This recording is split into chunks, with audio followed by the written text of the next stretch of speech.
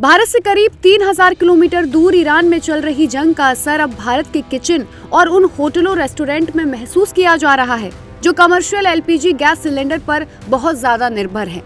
Iran जंग और Hormuz straight के बंद होने से एलपीजी कुकिंग गैस की कमी हो गई है। हुर्मुज़ स्ट्रेट दुनिया भर में एनर्जी का एक बड़ा जरिया है। पिछले कुछ दिनों में एलपीजी एजेंसियों के बाहर लंबी लाइनों का वीडियो सामने आया है। स्थानीय लोगों का कहना है कि वे पिछले 2-3 दिनों से लगातार गैस एजेंसी के चक्कर लगा रहे हैं, लेकिन उन्हें सिलेंडर नहीं मिल रहा। हर दिन घंटों इंतजार करने के बाद भी उन्हें गैस नहीं मिल रही है।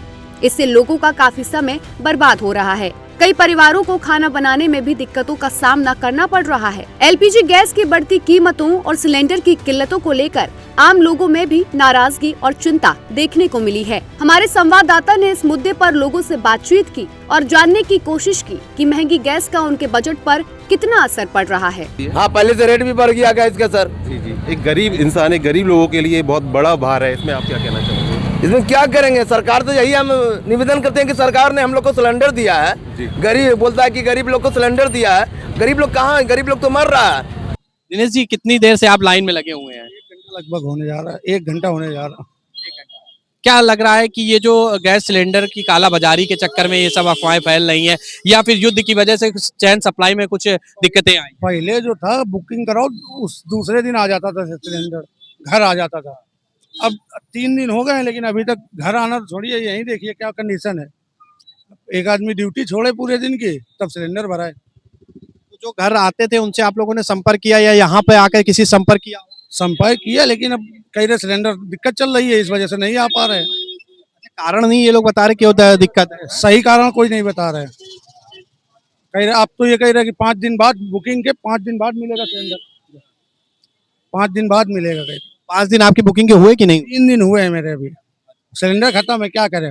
यदि आपको पता हो कि हमारे यहाँ एक नायरा पेट्रोल पंप आप जाएंगे, ये रसिया वेस्ट कंपनी है, और रूस जो है पूरे यूरोप को गैस देता है। यूरोप जो है वो गल्फ से बहुत कम मात्रा में खरीदता है, वो रसिया सप्लाई करता है। हमारा रसिया मित्र है, हम रसिया से क्यों गैस की नहीं कर सकते? अब ये बड़े, मैं यदि यहाँ कुछ बोलूँगा तो वो पॉलिटिकल शब्द हो जाएगा। रूस हमें पॉलिटिकल मुद्दा नहीं बनाना हमको, जनता जो पैनिक हो रही है, रूस हमको तेल और ब्यूटेन प्रोपेन देने के लिए तैयार है, तो हम अमेरिका के दवा में उससे खरीदने के लिए क्यों तैयार नहीं है? क्या कोई भी संप्रभु राष्ट्र अपनी जनता के हितों को छोड़कर अमेरिका डिक्टेटर करेगा कि आप जो है वेनेजुएला और वहां जाइए? आज यदि हमारे पास संकट है तो हमारी सरकार चाहे तो रसिया से थोड़ा सा महंगा हो सकता है ट्रांसपोर्टेशन दूर होने के कारण, पर कम से कम उपलब्धता तो रहेगी। आज वो रूस से ब्रूटेन और प्रिपेन ला सकते हैं। दिक्कतों का सामना आप जान ही रहे हैं कि रमजान का महीना चल रहा है। लोग रोजा रख के यहाँ पिलानों में लगे पड़े हैं। अच्छा, ठीक है।